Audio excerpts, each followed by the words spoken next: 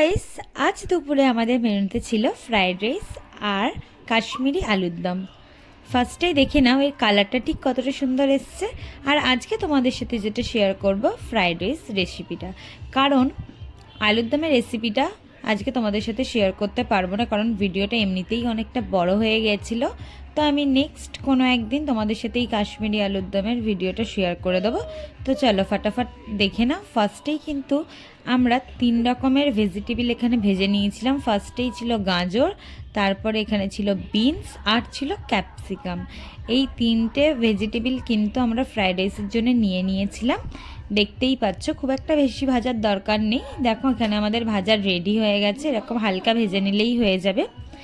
আর দেখো এখানে যে আমরা ফ্রাইড রাইসের চালটা ছিল সেটা কিন্তু 2 ঘন্টা আমরা ভিজিয়ে রেখেছিলাম।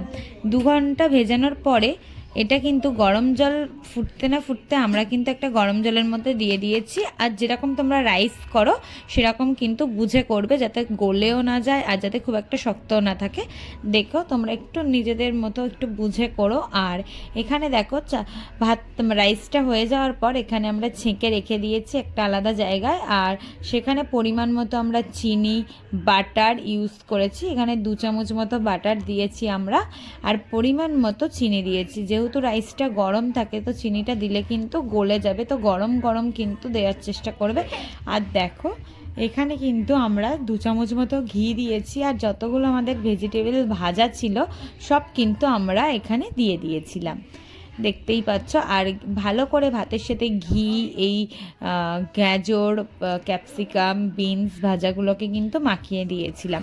আর ওপর দিয়ে একটু বেশি করে কাজু কিশমিশ দিয়েছিলাম, এর ফলে কিন্তু খুবই ভালো হয়, টেস্টি হয়। আর গোটা গরম মশলা তোমরা এখানে দিয়ে দেবে, মানে দারচিনি, এলাচ, লবঙ্গ, দেখতেই পাচ্ছ সমস্ত কিছু দিয়ে রাইসের সাথে একদম ভালোভাবে এইভাবে কিন্তু তোমরা মিক্সড করে নেবে, তাহলে কিন্তু খুবই টেস্টি লাগে।